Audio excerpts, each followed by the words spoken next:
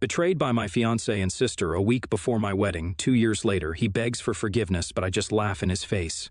2 years ago, I had to break off my engagement because my fiancé cheated on me with my sister. And it happened just 1 week before the wedding, and just 3 days back, he had the audacity to try and return. So, my ex-fiancé Jason and I had known each other since we were kids.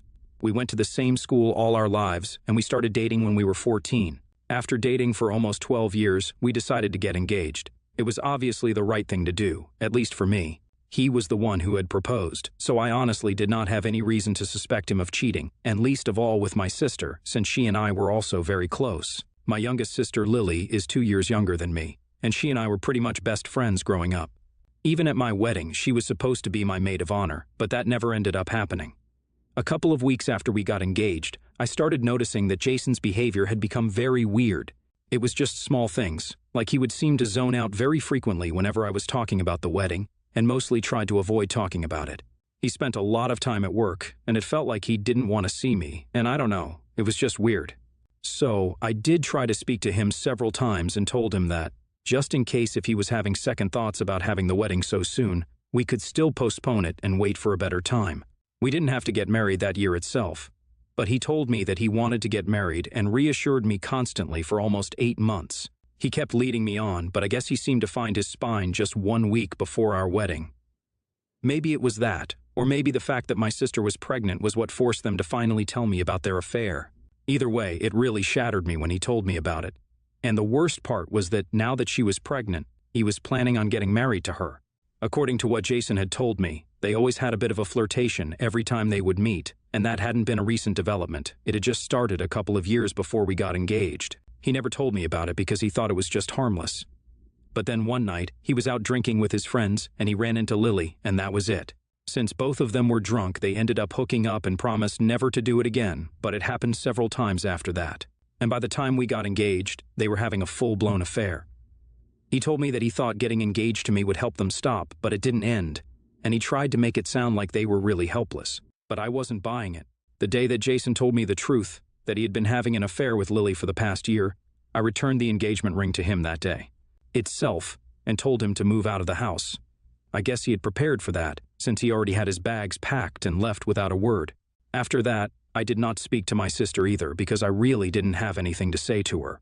With just 1 week to go for the wedding, I knew that there were going to be a lot of expenses that were going to go to waste, so I told Jason to deal with it because I was not going to be spending anything. Now, I was obviously heartbroken, so I didn't even leave my house for the next couple of days.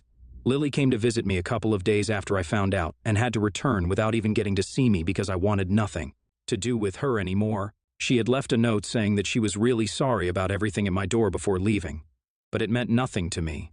Neither of them could take back what they had done. And the truth of the matter was that she was having a baby with the man that I loved. In circumstances like this, most people would have expected their family to stand by them, but instead of doing that, my parents decided to stand by Lily as if she was the victim here. I don't understand what they were thinking, but on the day that we were supposed to get married, my parents called me in the morning to ask how I was doing. They had been doing that every day for a week since I found out about Jason and Lily, and while making small talk with them, they suddenly told me that Jason and Lily were getting married in a private ceremony that day, and they were going to be present there. This was a shock to me because, after hearing about the affair, my parents had been furious and had told me that they were never going to speak to Lily again. But now, all of a sudden, they were telling me that they were going to be present to bless the union between my ex-fiancé and my sister.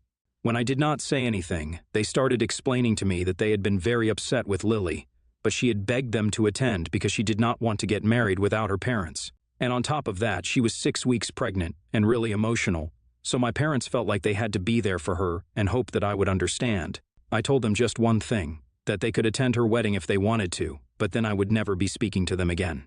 They tried to tell me that I was being unfair, but honestly, at that point, I didn't care.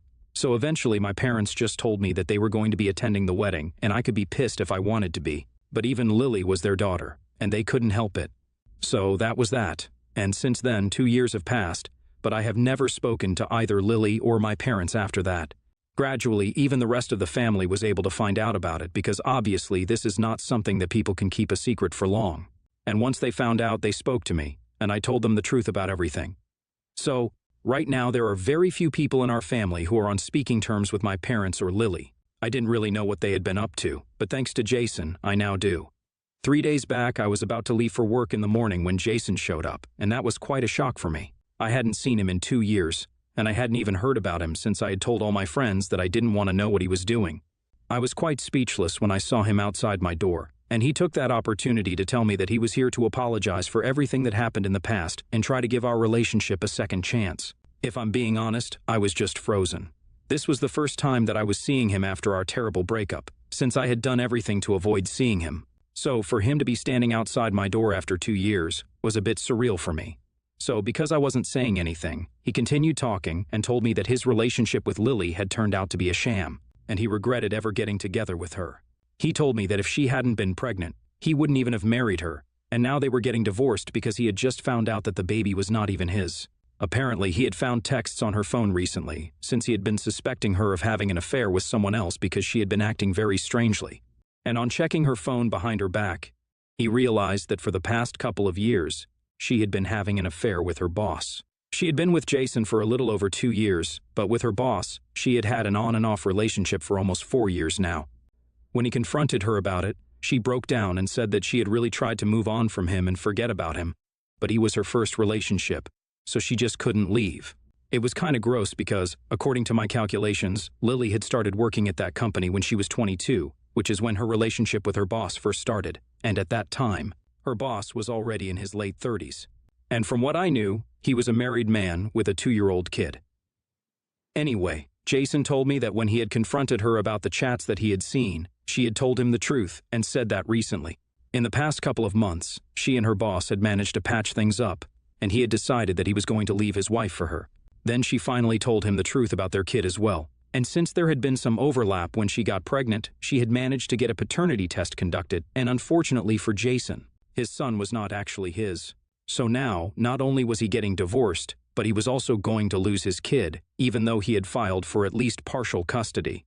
But Lily's boss is very well connected and influential, so it's anybody's guess. He was here to tell me about all of it and try to make things right with me because he thought that this was all karma for screwing me over 2 years back. So now he felt like he had to apologize to me. And he also wanted to ask me if I wanted to patch things up with him and give our relationship a second chance because we had been together for a really long time. And the past 2 years had just been nothing but a huge mistake for him. By then, I had processed certain things, and when he asked me if I wanted to get back with him, I literally just laughed in his face. It was a cruel thing to do, but it's fine. I wanted to be cruel. He seemed shocked after I ended up laughing, and I told him that whatever was happening to him right now was exactly what he deserved. He had cheated on me with the person that I considered closest in the world, and now that person had cheated on him as well. Life had come full circle, and I couldn't be happier about it. Then, just to rub salt in the wound, I told him that I hope he wouldn't get anything out of the divorce, and he would lose custody of his son, because maybe then he would realize exactly how awful he had made me feel. After having said that, I told him to get out of my front yard and slammed the door shut in his face. Then I went back inside my bedroom and started getting dressed for work, but ended up not going to work at all because I was too riled up about what had just happened. 3 days have passed since then, and I had managed to forget about that conversation with Jason and put him out of my mind. But this morning, Jason's parents called me.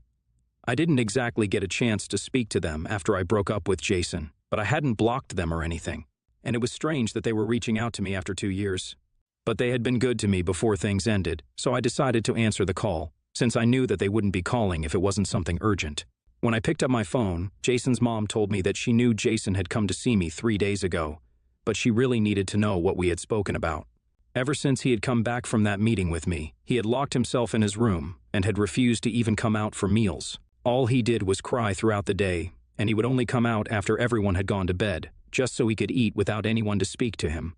Apparently, he had been refusing to talk to anybody and kept saying that he deserved all of this. In short, he was a pathetic mess, and his parents were getting worried, so they decided to call me. Since I was the last person that he had met before this happened, I felt kind of bad because his mother was a really nice woman, and she sounded really worried about her son, but I didn't want to lie to her, so I told her exactly what I had said, and she went silent for a couple of minutes.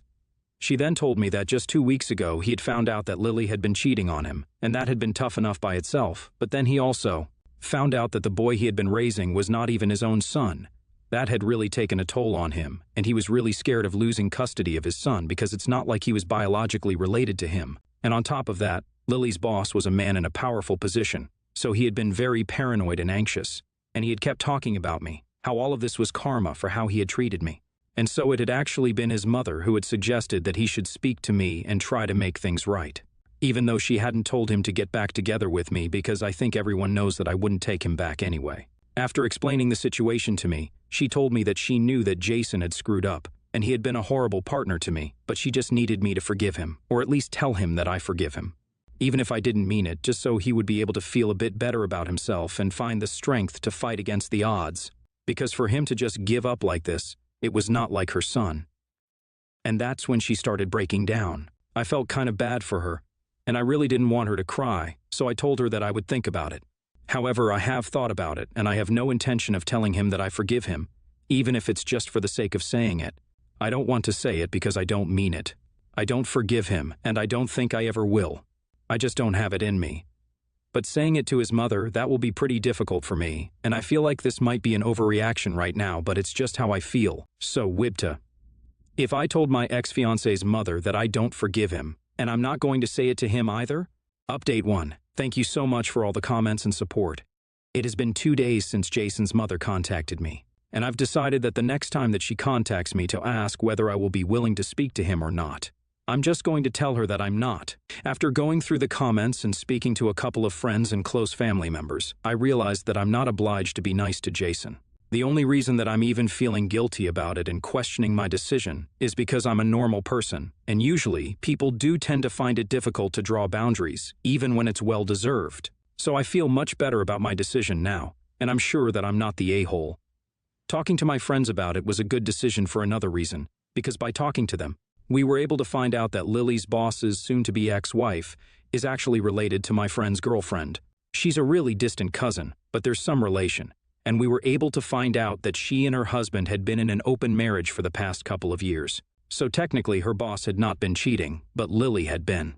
The only reason her boss had even stayed with his wife was because he wanted to avoid the whole alimony thing, and he was actually not interested in getting divorced at all. He just wanted to continue hooking up with Lily on the down low and didn't want anything serious. But apparently, Lily had threatened to go public with the affair, and that's why he had been forced to file for a divorce from his wife. Because if Lily had gone public with the affair, his reputation would have taken a serious hit because, after all, she was still an employee. Lily is still working in the same company, and he is still her boss. And even though everyone pretty much knows about their relationship, people pretend that it's not happening. However, once their respective divorces are finalized, they are going to keep everything under wraps for a couple of months before they finally come out with the truth.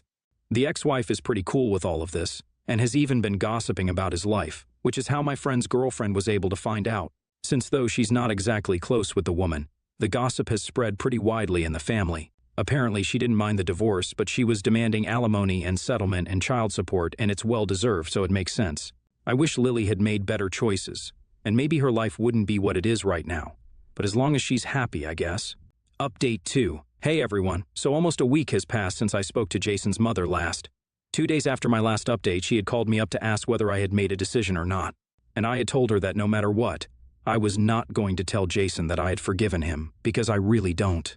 And I don't think that I owe it to him to say it just because he's been feeling upset about whatever is going on in his life. I had also felt really heartbroken when he had left me after cheating on me with my sister, but nobody had been there for me, and that experience had really hardened me. So now I really don't have it in me to feel bad for Jason, the guy who had screwed me over in the worst way possible, and had left me with trust issues for life. Instead of accepting it, his mother started arguing with me and said that that one conversation with me had led Jason to completely break down, and now it was my responsibility to fix it. So I couldn't just shrug it off and pretend like it didn't even matter, because Jason was still in shock and refusing to speak to his family because of what I had said. I thought it was ridiculous of her to blame me for his breakdown. I had only been honest with him and told him that he deserved every bit of this because he did. If he had genuinely expected me to just forgive him after just one meeting, he was sorely mistaken, and that was not my fault. Then his mother started expressing how disappointed she was in my behavior because she had always treated me like family, like the daughter she never had. And she was just asking me for this one little favor for the sake of her son, and I wasn't even ready to do that much for her.